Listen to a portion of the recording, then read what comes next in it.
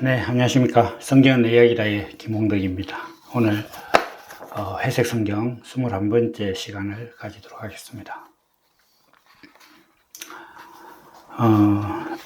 오늘의 주제는 하나님과 하나 된다는 의미, 하나님과 하나가 된다는 것의 의미에 대해서 이야기를 해 볼 겁니다. 이게 우리가 이제 하나님과 하나가 된다 이렇게 얘기하는 것을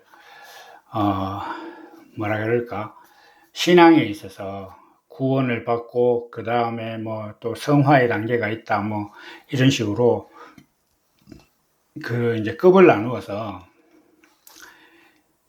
뭐 예를 들면은 이제 은사를 행하고 막 성령 충만하고 이런 것들도 이제 구원에서 이렇게 더 높은 단계, 그리고 하나님과 하나가 된다는 것도 아주 예수를 잘 믿는 사람들이 이런 경지처럼 이렇게 생각을 하는데 그게 전혀 틀린 건 아닌데요.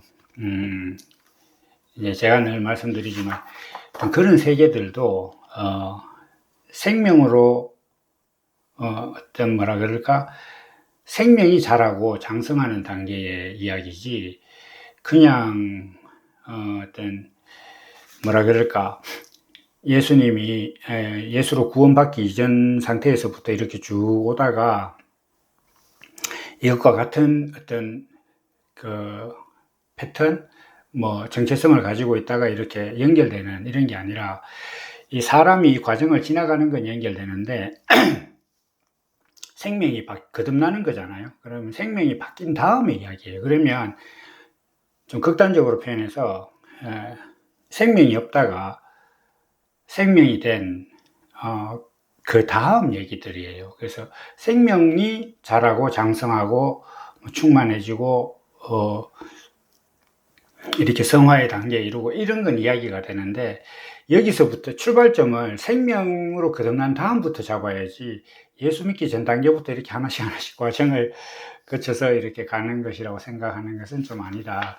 이게 좀 뭐 할 수도 있지만 이건 굉장히 중요한 구분이기도 한데, 오늘 이제 제가 말씀드리려고 하는 것은 하나님과 하나가 된다는 것은 어떤 구원의 높은 단계를 의미하는 어떤 그런 게 아니라 구원 그 자체다 라는 것을 이제 오늘 제가 말씀드리려고 합니다. 우리가 이제 하나님과 사람이 하나가 되는 것에 대해서 가장 분명하고, 그리고 또 가장 확실하게 정의를 하신 분은 예수님입니다. 그래서 그것도 뭐 예수님께서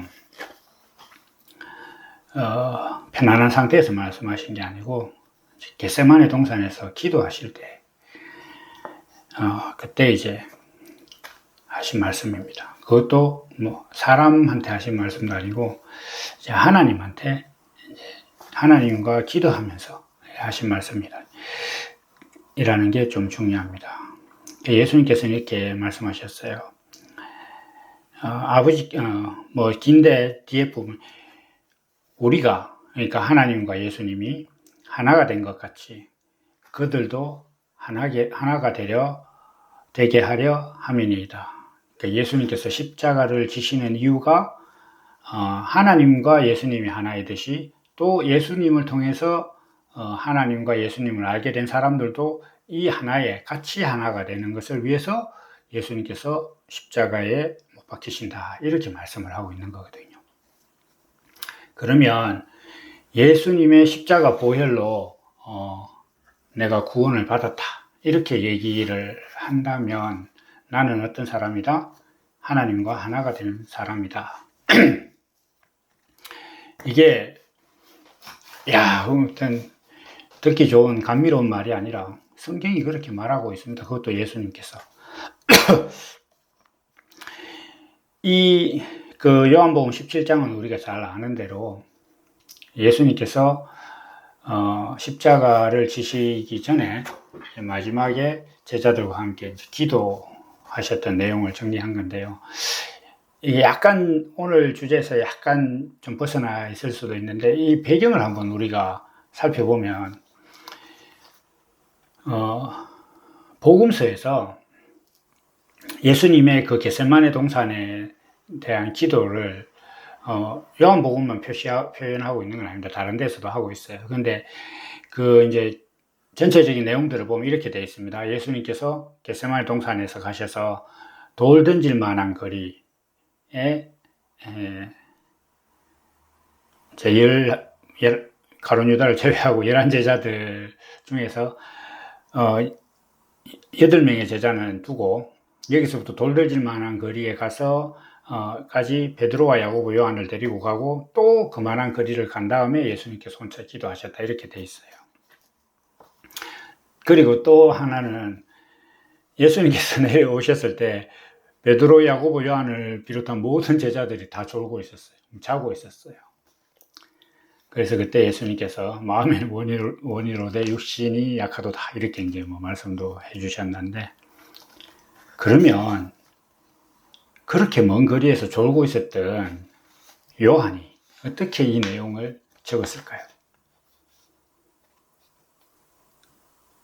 그래서 저는 이게 우리가 생각을 해보면 물리적으로 좀 납득하기 힘든 상황이거든요.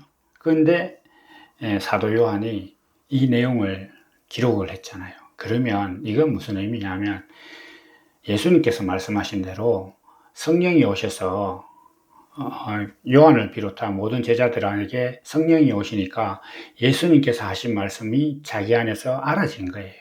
그러면 예수님께서 기도하신 게 이 기도일 수밖에 없고 이것이 예수님의 기도였다는 걸 알게 된 거예요. 그러면 요한이라는 사도는 자기가 성령이 오셔서 예수님이 하신 모든 말씀이 자기 안에서 무슨 뜻인지 알게 되었을 때 하나님과 예수 그리스도 하나였듯이 우리가 하나님과 하나가 되었구나라는 걸 자기가 알았던 거예요. 그래서 이렇게 적은 겁니다. 그래서 우리는 이걸 좀 잘 생각해 볼 필요가 있죠. 그리고 이제 요한 사도는 이걸 우리에게 전해 주신 겁니다. 그런데 여기서 이제 그 요한복음 17장 21에서 22절 요 부분에 보면 한번 읽어보면 예수께서 내 안에 내가 아버지 안에 있는 것 같이 아버지께서 내 안에 내가 아버지 안에 있는 것 같이 저희도 다 하나가 되어 우리 안에 있게 하사 세상으로 아버지께서 나를 보내신 것을 믿게 하옵소서 이렇게 하고 내게 주신 영광을 내가 저희에게도 주었사오니 이는 우리가 하나 된 것 같이 저희도 하나가 되게 하려 함이니이다 이렇게 말씀하셨어요. 그러니까 우리가 하나님을 믿는다는 사람이 하나님과 예수님과 우리가 하나가 되었을 때 세상이 하나님께서 예수 그리스도를 보내셨다는 것을 믿게 된다. 그리고 이건 영화로운 일이고 이 영화로운 일을 위하여 내가 십자가를 진다. 이것이 하나님의 뜻이다. 이렇게 기도하고 계신 거예요. 근데 이게 물리적으로 요한 사도가 들었다고 하기 힘든 상황인데도 이렇게 분명하게 적어 놓은 것은 자기 안에 성령이 오셔서 예수님의 말씀이 무엇인지를 알고 나니까 이것이 예수님께서 하신 말씀이고 하나님과 예수님의 의도였다는 것을 알게 되었다는 겁니다.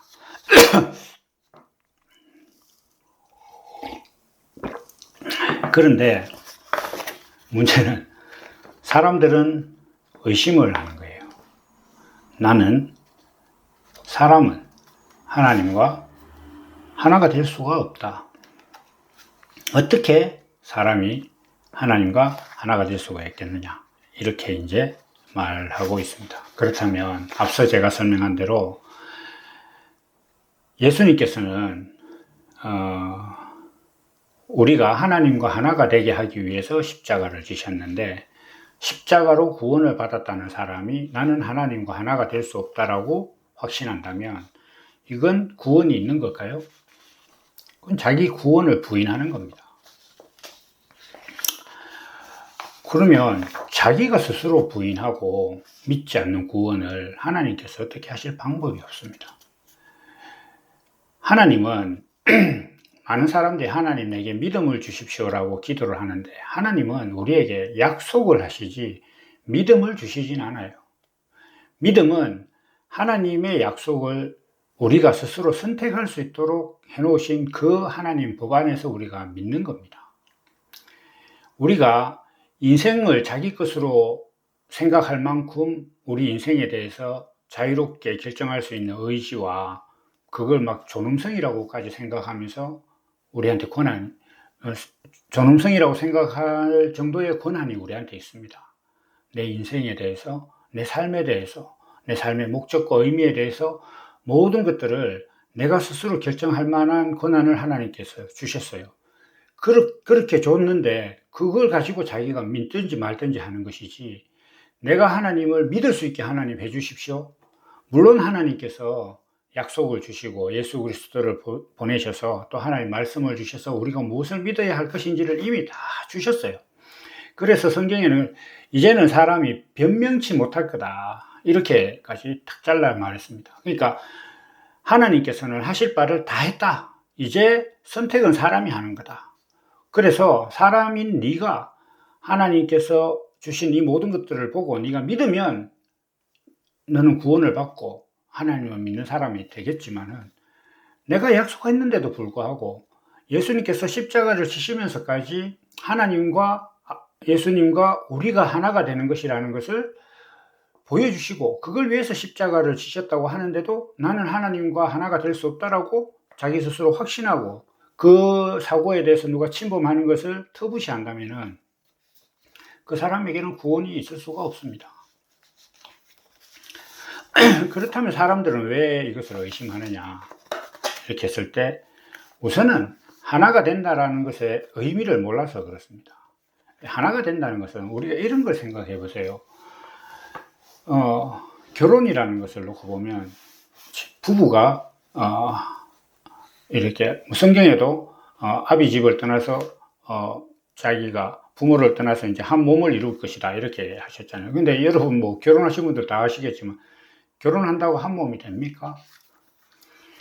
오히려 뭐 연애할 때 다투지 않는 것들이 부대끼면서 사니까 좀 다툼이 더 늘고 이렇지 않습니까? 한 몸이 되는 게 아닙니다. 그러니까 하나의 의미를 가지고 살아가고 서로의 목적을 맞추는 거예요. 우리가 입 맞춘다 이렇게 하면, 성경에도 입 맞춘다는 표현이 많이 나오는데, 입을 맞춘다는 것 자체는 말이 같아진다는 거거든요.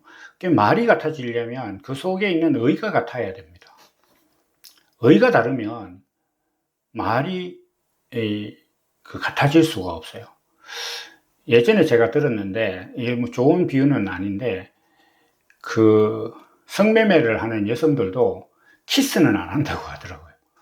그래서 그런 어떤 사람이 입 맞춘다는 것 자체는 말과 의미가, 내 안에 의와 사상이 이제 같다는 거예요. 그래서 하나가 된다는 것은 그런 것이지, 우리가 조직이 모여서 예를 들면 축구팀이 뭐 이렇게 경기를 하기 전에 자 우리가 하나로 뭉치자 이렇게 이야기하는 것은 몸이 하나가 돼 합체를 하자는 뜻입니까? 그게 아니에요. 우리가 이제 공동의 목적으로 삼고 있는 승리를 위해서 자기 역할을 다 하자, 이런 거예요. 그러면 부부도 하나의, 서로가 서로에게 의미가 되고 그 의미로서 어떤 삶의 평안을 누려가는, 그리고 더 나아가서는 내용과 어떤 형식으로서 하나가 돼서 같은 평안을 누리는 그러한 삶을 살자. 이게 부부가 하나가 되는 거예요. 그래서 우리가 하나님과 이제 사람이 하나가 된다는 것 자체는 개체가 동일해지는 것이 아닙니다. 그리고 육신이 동등한 어떤 영향을 가진 존재로 존재가 되는 것을 의미하는 게 아니에요. 그러니까 내가 하나님과 하나가 된다고 하니까 내가 하나님처럼 동일한 능력을 가지고 막 바다도 가르고 죽은 사람도 살리고 이렇게 되는 걸 하나님과 하나가 되는 거라고 생각하면 우리는 하나님과 하나가 될 수가 없습니다. 하나님은 우리와 하나가 되시려고 사람을 만드셨지만 그걸 기대하시고 만든 게 아니에요. 예를 들면 콜라병은 나중에 콜라와 한 몸이 되기 위해서 만들어지지만 콜라병이 시원한 어떤 청량감을 사람에게 주기 위해서 제조된 건 아니잖아요. 그런데 그거 둘이 하나가 되는 거예요.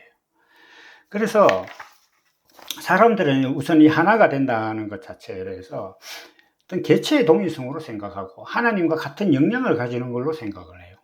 근데 하나님 입장에서, 하나님의 관점에서 하나님이 전지전능한데 뭐든지 하나님 마음대로 할 수 있는데 그러한 존재가 또 필요하나요?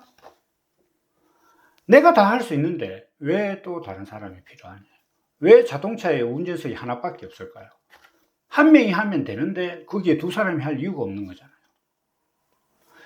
그것처럼 하나님과 나는 능력으로나 그 어떤 그 개체의 동일성, 능력으로 하나 될 이유나 개체가 동일하게 되어야 할 하루의 이유가 없습니다. 그런데 사람은 하나님과 하나가 된다는 것 자체를 그렇게 생각하거든요. 그러니까 엄두가 안 나는 거지. 그래서 하나님과 사람은 하나가 될 수 없다고 생각을 합니다. 그런데 그 생각은 제가 앞에서 설명했듯이 옳은 생각이 아닙니다. 특히나 이제 사람들은 이렇게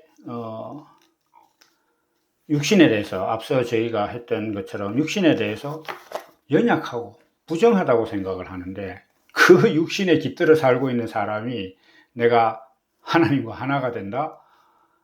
생각할 수가 없는 거예요. 그러니까 그런 사고와 그런 가치관과 그런 접근으로는 이게 절대로 하나님과 하나가 될 수 없거든요. 그런데 사람들의 신앙과 가치관이 그런 궤도 위에 있다 보니까 이게 하나님과 내가 하나가 된다는 것 자체에 대해서 엄두도 안 나고 그냥 하나님과 나는 하나가 될 수 없다고 생각하고 심지어 그건 굉장히 불경스러운 일이라고 생각을 하는 거예요. 그래서 강하고 위대하신 하나님 앞에 연약하고 부정한 사람이 어떻게 하나가 될 수가 있겠느냐 이렇게 사람들이 생각을 하는 겁니다. 그래서 제가 앞서서도 그런 말씀드렸지만 육신에 대한 관점이 잘못되면 신앙이 모든 것이 다 틀어져요. 우리 육신을 하나님께서 주신 이유를 명확하게 이해 못하면 육신을 가진 이 삶 속에서 하나님을 믿는 모든 가치관이 다 틀어진다니까요. 그래서 한마디로 올바른 믿음이 될 수 없어요. 올바른 믿음이 될 수 없다는 것 자체는 정말 냉정하게 말해서 구원 못 받는 겁니다. 그러면 우리는 이제 하나됨을 믿기 위한 신앙적 안목이 필요하죠. 그러니까 우리가 가졌던 신앙과 안목의 교정이 필요합니다. 그래서 우선은 앞서 설명드렸던 것처럼 하나가 된다는 것은 육신이 동등해지거나 개체가 동일해지거나 동일한 역량을 가지게 되는 것을 말씀하는 게 아니다. 하나님께서 말씀하시는 것은 하나님이 사람을 창조하신 목적이 있는데 그 목적과 사람이 하나가 되는 거예요. 그게 하나님과 내가 하나가 되는 겁니다. 더구나 이 하나님의 목적은 우리 안에 들어와서 우리의 생명이 되도록 하는 구조를 가지고 있습니다. 하나님의 말씀이 육신이 되고 하나님의 말씀으로 우리가 거듭난 생명이 되는 거예요. 그러면 하나님의 말씀이 내가 내 육신이 돼서 그것이 생명이 되는 것, 이게 하나가 되는 거예요. 남녀가 결혼을 해서 아이가 태어나면 그 남녀의 어떤 유전적인 모든 정보가 한 몸이 되잖아요. 그래서 하나가 된다는 것은 콜라병에 콜라를 담으면 이게 하나가 되는 거고. 그러면 우리는 뭐라고 합니까? 우리가 편의점 가서 콜라병 주세요. 혹은 콜라와 콜라병을 주세요. 이렇게 이야기하나요? 그렇게 안 합니다. 그냥 콜라 주세요. 콜라 사자. 이렇게 이야기하잖아요. 우유 사자. 우유 액체만 삽니까, 우리가? 우유 곽도 사잖아요. 근데 그게 그냥 다 우유예요. 그래서 우리도 성경에 보면 말씀이 육신이 되어 거듭나면 그걸 그리스도라고 하고 하나님의 아들이라고 하잖아요. 왜냐? 그 사람 안에 들어있는 생명의 본성이 하나님의 아들이니까 하나님의 아들이라고 하는 거예요. 우리가 하나님과 하나가 된다는 것은 그렇게 하나님과 하나가 되는 거예요. 하나님의 뜻과 의와 말씀이 내 육신으로서 생명이 되는 거예요. 생명이 되면 이건 분리할 수가 없거든요. 우리가 육신으로 나면 이 육신으로 나는 순간 부모라는 존재가 있었다는 것이 증명이 될 뿐만 아니라 그것에서 절대 벗어날 수 없고, 사람으로 난 이상 사람이라는 유전자도 벗을 수 없고, 그렇게 났다는 사실조차도 벗을 수가 없어요. 근데 이게 가장 완벽하게 하나가 된 거죠. 그래서 하나님의 말씀이 육신이 되고 하나님의 영이신 성령과 물 말씀으로 거듭나게 되면 이거는 절대로 분리할 수 없는 하나가 되는 겁니다. 그리고 이것은 하나님께서 우리를 창조하신 목적이에요.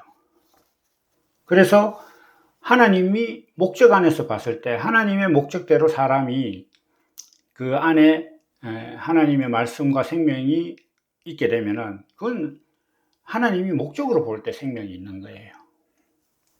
우리가 야구에서 타자 주자가 나가서 날아오는 공을 치고 달리고 하는 것은 홈에 들어와서 점수가 되게 하는 거잖아요. 타자가 되는 순간부터의 목적은 홈에 들어오는 게 목적이잖아요. 그래서 이 주자가 홈에 들어올 수 있는 가능성이 있는 상태에서는 살았다고 해요. 그런데 이게 이제 홈에 들어올 수 없는 상태가 되잖아요. 그러면 죽었다고 해요. 죽었다고. 제가 대학교 2학년 때가 3학년 때인가, 아주 산골짜기에서 수련회를 하고 있는데 뒤에 온 사람이 있었어요. 근데 그 사람한테 누군가 야구에 대해서 물었어요. 지금 야구 경기가 어떻게 됐냐. 그러니까 이 사람이 그냥 지나가는 말로 누가 죽었다 이렇게 얘기한 거예요. 그래서 사람들이 죽었다고? 그러니까 그게 아니고 도로하다 죽었다고 이렇게 얘기했단 말이에요. 그러니까 이 야구 선수가 타자가 되는 순간 자기의 존재 목적은 홈에 들어오는 것이 자기 목적이고 지향점인데, 그것을 실현할 수 있는 가능성 안에 있으면 살았다고 하고, 그것을 실현할 수 없는 상황이 되면 죽었다고 하는 거예요. 하나님께서 사람을 창조하신 목적대로 사람이 그 안에 있으면 하나님께서 그걸 살았다고 하고, 하나님이 의도한 목적을 벗어나서 살고 있으면 그 육신이 멀쩡하게 살아있고, 올림픽 가서 금메달을 딸 정도로 육신이 건장해도, 또 사회적으로 아주 영향이 있고 존경을 받고 어떻게 하더라도 그건 죽은 거단 말이에요. 하나님이 의도한 것이 아니기 때문에 죽은 거단 말이에요. 그래서 하나님의 목적이, 하나님께서 사람을 창조하신 목적과 뜻이 내 삶이 내 육신이 되는 것. 그럼 나라는 존재는 하나님의 말씀과 뜻대로 살 수밖에 없는 생명, 살 수밖에 없는 존재가 되어 있잖아요. 그게 산 거고, 그것이 바로 하나님과 내가 하나가 되는 겁니다. 그래서 성경에서는 우리를 하나님이 거하시는 성전이라고 하고, 또 우리를 질그릇이라고 하고 이렇게 하는 거예요. 그래서 우리가 하나가 되는 거예요. 하나님과 하나가 되는 거예요. 그래서 결국은 우리가 하나님의 말씀이 내 생명의 본성, 내 삶의 본성, 내 삶의 의미와 목적이 되었을 때 그게 바로 하나님과 내가 하나가 되는 건데, 이게 바로 거듭남이에요. 내가 거듭나야만 그 자리에 이를 수 있고, 내가 그렇게 거듭남는 상황을 하나님께서는 구원이라고 하는 겁니다.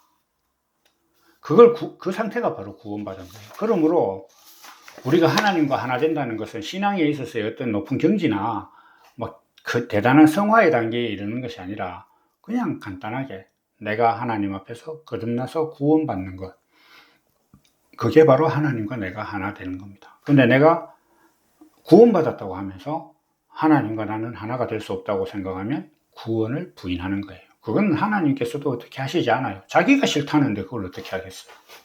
자기가 부인하는데, 자기가 안 믿는데 그건 어떻게 할 수가 없습니다. 그래서 우리가 하나님과 하나가 된다는 것을 아주 대단한 일, 사실은 너무너무 대단한 일이죠. 우리가 어떻게 하나님과 하나가 될 수 있겠습니까? 그런데 하나님의 말씀이 내 육신이 되는 그 법 안에서 하나님의 말씀이라는 내 존재 목적이자 내용이 내 육신이라는 형식을 가진 내 삶과 하나가 되는 것. 이게 바로 하나님과 내가 하나 되는 것이고, 이렇게 하나 되는 것을 위해서 예수님께서 십자가에 못 박히셨고, 우리가 그렇게 하나님과 하나가 될 때 세상이 하나님과 예수님과 우리가 하나라는 것을 알게 된다고 예수님께서 말씀하셨으므로 우리가 이것을 믿지 않고 내가 실감이 나지 않는다면 구원에 대해서 전반적인 처음부터 새로운 재고가 필요하다, 이렇게 말씀을 드립니다.